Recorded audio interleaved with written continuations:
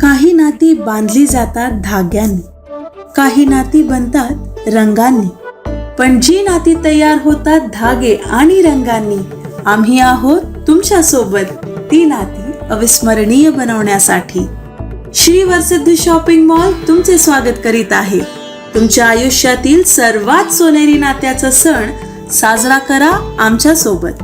या आमच्या wedding collection मधून निवडा, जिथे प्रत्येक मजल्यावर काहीतरी वेगळं तुमची वाट पाहत आहे.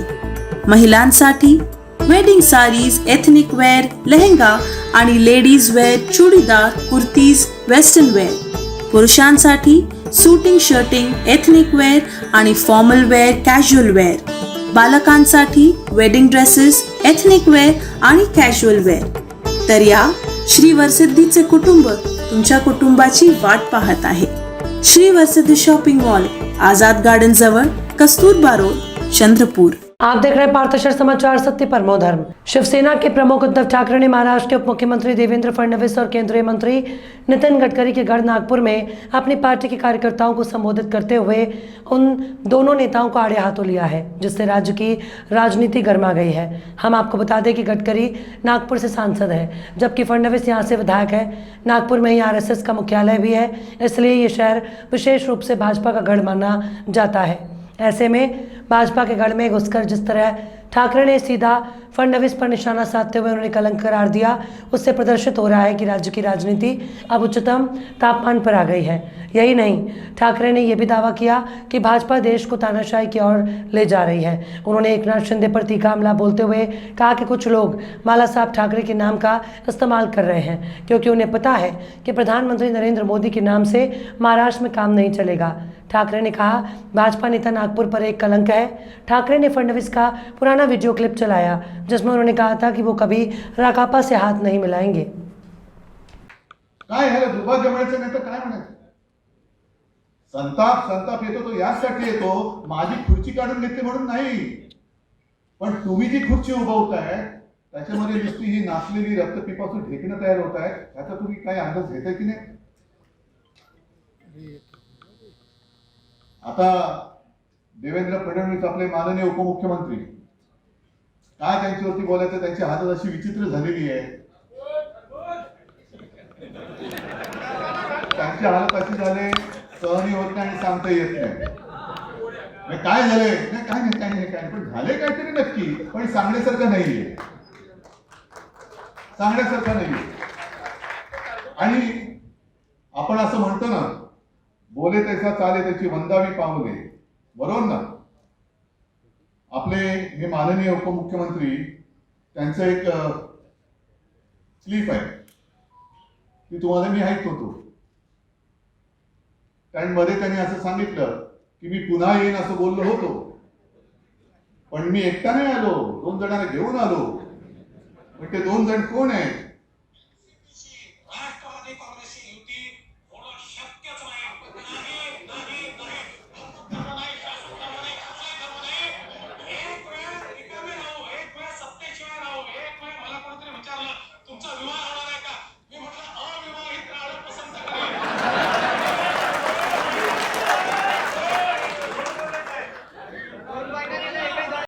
अरे काय तुमच्या नागपूरला कलंक आहे? नाही म्हणजे हो हो हो असं त्याचा अर्थ. आणि आता ते सांगताय की उद्धव ठाकरेंनी आमच्या पाठीत खंजीर खूप असला म्हणून आम्ही यांच्या बरोबर गेलो. पहिला उद्धव ठाकरेच्या पाठीत खंजीर कोणी खूप असला? 2019 पासून ते 24 पर्यंत तुमच्या किती 2014 ते 19 तुमच्या सोबत सत्तेत होतो ना. त्याही वेळेला मला काँग्रेस राष्ट्रवादीकडनं निरोप आले नसतील का? जे आता आम्ही केलं ते त्यावेळेला करायला पण नाही केलं. कारण जे करायचं ते उघड करायचं. 2014 साली युती शिवसेनेने नव्हती तोडली. आज ते म्हणतात की शिवसेनेने हिंदुत्व सोडलं. त्याही वेळेला आम्ही हिंदूच होतो, आजही आहोत आणि मरू त्याच्यानंतर सुद्धा हिंदूच राहू. पण 2014 साली असं काय घडलं होतं की तुम्ही आमच्याशी युती तोडली? मला आज सुद्धा ते सगळा घटनाक्रम माझ्या डोळ्यासमोर आहे. मी तुळजाभवानीचं दर्शन घ्यायला गेलो होतो. तुळजाभवानीचं दर्शन घेऊन मी घरी आलो, कारण निवडणूक 2 दिवसावरती अर्ज भरण्याची शेवटची तारीख होती. उमेदवार नक्की करत होतो. मातोश्री मग पूर्ण गजबजलेली नेहमीच असते, पण उमेदवार होते, शिवसेनेचे कार्यकर्ते होते, आणि मी त्यांच्याशी बोलत असताना संध्याकाळी 6-6:30च्या सुमारास एकनाथ खडसेंचा फोन आला आणि मला म्हणाले, उद्धवजी आता आपलं काय जुळेल असं वाटत नाही. म्हटलं जुळेल असं वाटत म्हणजे तुटते कसं, कारण जुळलेलंच आहे. तर नाही, आमच्या लोकांची अशी इच्छा आहे की याच्यापुढे आपण शिवसेनेवर राहू नये. म्हटलं अहो, जे काय थोडंसं राहिले ते आपण संपून टाकू, आज रात्रभर बसू, उद्या दिवसभर बसू, परवा दुपारपर्यंत वेळ आहे. नाही म्हणे आता नको, आता आम्ही ठरवलेलं आहे. मग तेव्हा युती का तोडली? तेव्हा मी काँग्रेस बरोबर गेलो नव्हतो ना. मी तिथेच होतो, आजही तिथेच आहे. गेला तुम्ही, वार करणारे तुमची अवलाद आहे, आमची नाहीये. बरं, आज सुद्धा हे तुम्ही केलं. आपत धर्म काय, कसला धर्म मला माहिती पण नाही, कारण मी म्हटलं ना, आमचं हिंदुत्व हे शिवसेना प्रमुखांनी सांगितलं की देवळात घंटा बडवणारं हिंदुत्व आमचं नाहीये. त्याच्यामुळे अशा सगळ्या सांस्कृतिक भाषेमध्ये तुम्ही बोलता, आम्ही बोलतो ती लोकांची बोलीभाषा बोलतो. त्याही वेळेला आम्ही हिंदू होतो, पण पहिली हिंदुत्वाच्या पायावरती कुऱ्हाड ही 2014 साली भारतीय जनता पक्षाने मारलेली. मला खरंच वाईट वाटतं. मी येताना अमरावतीला सुद्धा बोललो, बरं मी काय बोललो की म्हणतात ते उद्धव ठाकरे टोमणे मारतात. मी टोमणा मारत नाही, मी जे काय आहे ते तळमळीने बोलतो. आज नागपूरमध्ये मी आलेलो आहे, इकडे संघाचं मुख्यालय. मी टीका जरूर करतो, राग आला तर मी बोलतो, कारण मला तळमळ आहे की हे असे का वागतायत. आणखीन 1-2 वर्षामध्ये राष्ट्रीय स्वयंसेवक संघाला 100 वर्ष पूर्ण होतील, बरोबर ना? 100 वर्ष. मी ठीक आहे, बाकीची माझी टीका आहे ती टीका राहील, जी मला पटतं ते पटतं, नाही पटतं ते नाही पटत. पण जे मला नाही पटत ते राष्ट्रीय स्वयंसेवक संघाला तरी पटते का? हे हिंदुत्व आज ज्या दिशेने घेऊन चाललेले आहेत, हे हिंदुत्व RSS ला मान्य आहे का? एका बाजूला मोहनजी भागवत सांगतात ते मशिदीत जातात, त्याच्यानंतर आता मध्ये मी असं ऐकलं होतं की ही सगळी मन की बात आहे ती उर्दू मध्ये करून मदरशामध्ये सांगणार आहे.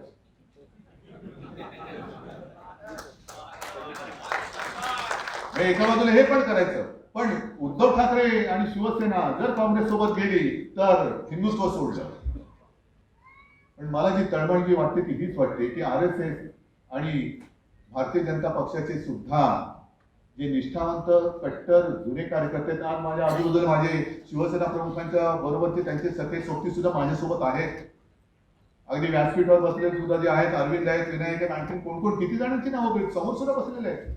प्रकाश सुद्धा, आता दाढी वाढलेला प्रकाश जाधव मला आठवतो.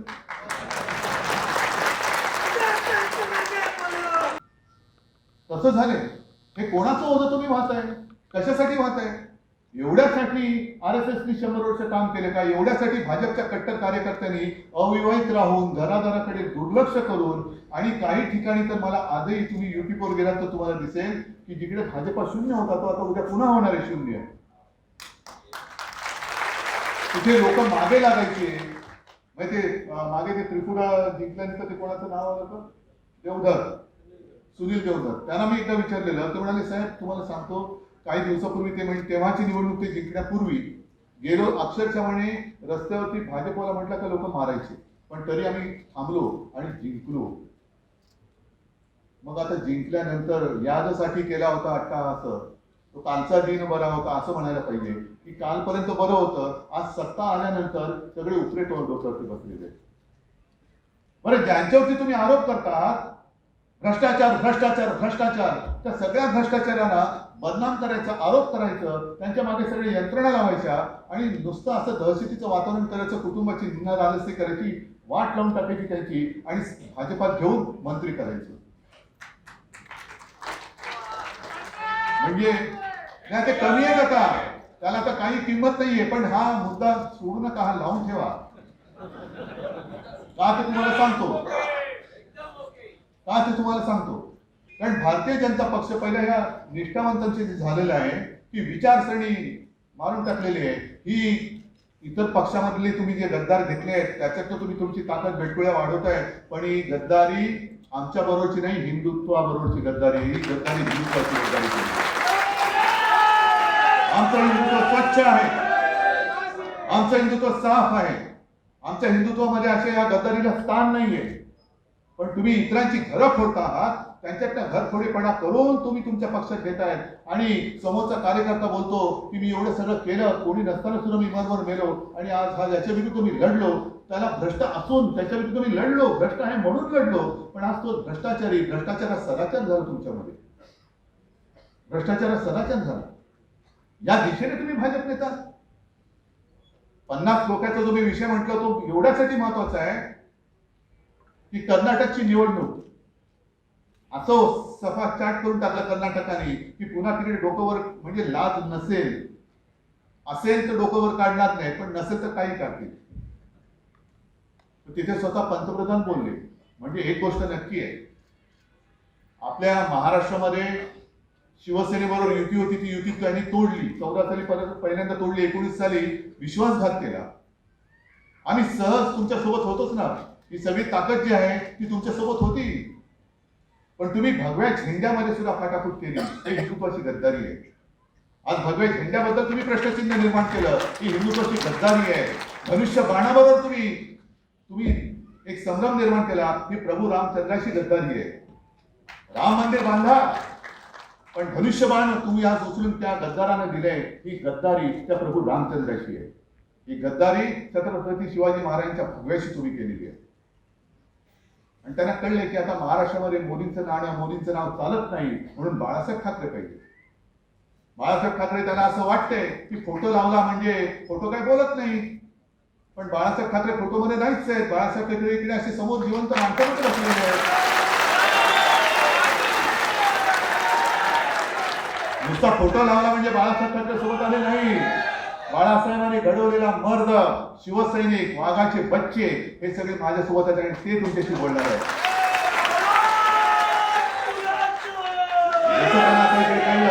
महाराष्ट्रामध्ये मोदींचं नाणं चालत नाही, तसंच कर्नाटकात झालं. तुम्ही विचार करा, जगातला सगळ्यात मोठा पक्ष, त्याचे सर्वोच्च नेते यांना सुद्धा कर्नाटकात जाऊन बजरंगबलीचा आश्रय घ्यावा लागला. म्हणजे मला आश्चर्य वाटतं की मध्ये आपले चंद्रकांत दादा पाटील बोलले होते की तसं बाबरी आणि शिवसेनेचा संबंध नाही, हिंदुत्व आणि शिवसेनेचा संबंध नाही. तुमचा आणि कसला संबंध ते तुमचं तुम्हाला माहित. आमच्या संबंधात कसे नाही का हिंदुत्वाच्या? पण आमचा संबंध नाही. त्यावेळेला जेव्हा बाबरीचं रान पेटलं होतं आणि तेव्हा ज्या निवडणुका झाल्या होत्या, त्या निवडणुकीमध्ये हिंदुत्वाचा प्रचार करणारा एकमेव मर्द होता, ते म्हणजे हिंदू हृदय सम्राट बाळासाहेब ठाकरे. नागपुर के सुप्रसिद्ध अल जमजम रेस्टोरेंट की शाखा अब चंद्रपुर में भी, होटल अल जमजम गैलेक्सी।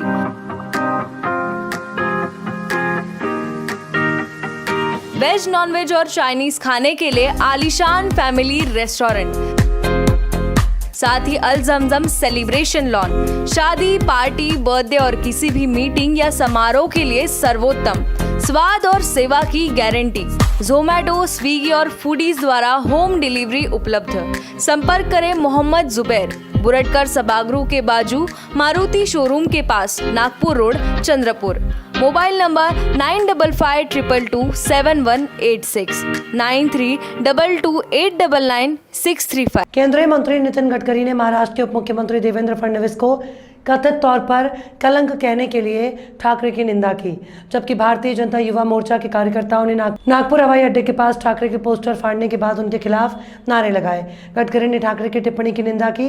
गडकरी ने ट्वीट किया, नागपुर में श्री देवेंद्र जी के बारे में श्री उद्धव ठाकरे का बयान निंदनीय है। राजनीतिक भाषा गिर चुकी है। उन्हें हमारी सरकार के दौरान किए गए विकास कार्यों और उनके द्वारा किए गए कार्यों पर चर्चा करनी चाहिए, लेकिन इस तरह से इतने निचले स्तर के व्यक्तिगत आरोप लगाना महाराष्ट्र की संस्कृति के अनुरूप नहीं है। दूसरी ओर शिवसेना यूबीटी के प्रवक्ता और राज्यसभा सांसद संजय राउत ने ठाकरे की फडणवीस के बारे में की गई टिप्पणी का बचाव करते हुए कहा कि महाराष्ट्र की राजनीति में जो आज तक नहीं हुआ वो हो गया और राज्य की राजनीतिक संस्कृति को नुकसान पहुंचाया गया। उन्होंने कहा कि ठाकरे ने सिर्फ यही बात कही थी। कार्यक्रम की समाप्ति के बाद उद्धव ठाकरे के देवेंद्र फडणवीस पर दिए गए कलंक वाले बयान के बाद क्रोधित हुए नागपुर में भारतीय युवा मोर्चा के कार्यकर्ताओं ने उसी रात नागपुर एयरपोर्ट पर लगे उद्धव ठाकरे के पोस्टर फाड़े और उद्धव ठाकरे के बयान का निषेध किया। वहीं शिवसेना के प्रमुख उद्धव ठाकरे द्वारा महाराष्ट्र के उप मुख्यमंत्री देवेंद्र फडणवीस के खिलाफ जिस असभ्य भाषा का उपयोग किया, उसके खिलाफ मंगलवार सुबह 10 बजे नागपुर वैरायटी चौक पर सभी आमदार और कार्यकर्ताओं द्वारा उद्धव ठाकरे के खिलाफ निषेध आंदोलन किया गया, जिसमें भाजपा के कार्यकर्ताओं के भीतर की अग्नि स्पष्ट रूप से दिखाई दे रही थी। आज भारतीय जनता युवा मोर्चाने उद्धव ठाकरे यांच्या पोस्टरवर काळीक पोतली आहे। देवेंद्रजींबद्दल जे अपशब्द उद्धव ठाकरे बोलले त्याचा निषेध आम्ही इथे नोंदवला आहे। ते तर आम्ही भारतीय जनता युवा मोर्चाचे कार्यकर्ते आहोत म्हणून, शिस्तीत राहतो म्हणून तुम्हाला आम्ही इथून सुखरूप जाऊ दिलं। उद्धवजी केवळ घरी जाऊन एकदा आरशामध्ये स्वतःचा चेहरा बघा। महाराष्ट्राचा कलंक कोण आहे हे तुम्हाला नीट कळेल। ज्यांच्या सत्तेमध्ये 100 कोटी रुपयाचे हप्ते वसुली चालायची ते लोक आज गृहमंत्र्याला सांगतात आहे की गृहमंत्रीपद कसं सांभाळावं। तुम्हाला या उद्धव ठाकरे शोभत नाही। तुमच्या सत्तेमध्ये कधी घरातून तुम्ही बाहेर पडले नाही आणि आज तुम्ही सांगताय की कशा गोष्टी चालाव्या।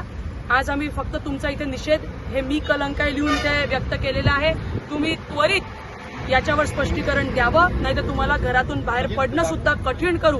भारतीय जनता युवा मोर्चाचा तुम्हाला इशारा आहे। एक मोठा अपमान उपमुख्यमंत्र्यांचे केलं हिंदीमध्ये, क्या कहोगे? क्या महाराष्ट्र का अपमान नहीं है? नहीं, महाराष्ट्र का तो अपमान है, लेकिन महाराष्ट्र के 13 करोड़ जनता का भी अपमान है। उद्धव ठाकरे नसीब से महाराष्ट्र के मुख्यमंत्री बने, ना उनको प्रशासन का अनुभव था। घर में बैठ के खंडनी वसूली करने वाला व्यक्ति अगर राज्य का मुख्यमंत्री बनता है, और इसीलिए उनको कोई अनुभव भी नहीं था। और भारतीय जनता पार्टी के साथ उन्होंने 25 साल बाला साहेब ठाकरे जी ने मैत्री की है, और इन्होंने भगवा झंडा छोड़ा है, हिंदुत्व छोड़ा, और उन्होंने हिरवा झंडा अपने हाथ में लेकर कांग्रेस और राष्ट्रवादी के साथ उनकी मानसिकता भी बदल गई है। और सत्ता जाने के बाद किस तरीके से लोगों का मानसिक संतुलन बिगड़ता है, उसका जीता जागता उदाहरण कोई होगा तो ये उद्धव ठाकरे है। जो सवेरे से 9 बजे से जो बड़बड़ उनका जो चेला जो पप्पू जो दिन भर बड़बड़ करता है, और आपने भी देखा होगा, पूरा हिंदुस्तान देख रहा है, पूरा राज्य देख रहा है, क्या अभी ये उद्धव ठाकरे टोटली नेस्त नाबूद होते जा रहे हैं। अभी उनके 13-14 आमदार बचे हैं, वो भी अभी सेना के अंदर आने के मार्ग के ऊपर है, और इसलिए कंटिन्यू उनकी मानसिकता बढ़ रही है। मेरी तो बावनकुड़े साहब से विनंती है कि कोराड़ी रोड के ऊपर एक अच्छा दवाखाना, कोराड़ी रोड के ऊपर। आज का जो आंदोलन किया गया था, क्या है बताएंगे? हमें उम्मीद नहीं थी कि उद्धव ठाकरे इतने गिर जाएंगे। यानी जिस देवेंद्र जी फडणवीस के साथ 5 साल शासन में थे, 5 साल देवेंद्र जी के माध्यम से पूरे मुंबई में काम करा लिए, और नागपुर में आके इस ढंग की गलत भाषा का यानी एकदम ही अनुचित भाषा का प्रयोग करेंगे ऐसा हमें विश्वास नहीं था। मैं नागपुर की जनता की ओर से उनका निषेध करता हूँ। ये नागपुर की जनता का अपमान है। और उद्धव ठाकरे यदि सचमुच आदरणीय हिंदू हृदय सम्राट बाला साहब ठाकरे जी के चिरंजीव होंगे तो ये शब्द वो वापस लेंगे, और नहीं लेंगे तो एक बार वो फिर से नागपुर में आके दिखाइए, फिर हम क्या करते हैं हम बता देंगे। मैं उनका इस माध्यम से निषेध करता हूँ। Rajasthan glass, brand name in glass works. Windshield glass polish सभी कारों के OEM विंडशील्ड ग्लास को बदलना और किसी भी अर्थ मूवर के सभी ग्लास का रिप्लेसमेंट, कारों के विशेषज्ञ। उसी तरह सभी वाहनों के लिए हेडलाइट्स और टेल लाइट्स, सभी आकार के वाटरप्रूफ तिरपाल, प्रोफाइल टिन और नाली टिन उपलब्ध है। साथ ही हम डील करते हैं Saint Gobain, XYG, Dura Tuff, FGP, AIS जैसे ब्रांड्स में भी, और SRF, गरवारे वाटरप्रूफ तिरपाल, लूमेक्स, मिंडा, ऑटो गोल्ड हेडलाइट्स और उत्तम प्रोफाइल टीन जैसे ब्रांड्स में भी उपलब्ध। तो याद रखिए, एक ही नाम, राजस्थान ग्लास, नागपुर रोड, चंद्रपुर। संपर्क करें रमेश जांगेड़ 7387744821, पूरनमल जांगेड़ 9689099957, राकेश जांगेड़ 9370156878, नितेश पटेल 8551004488।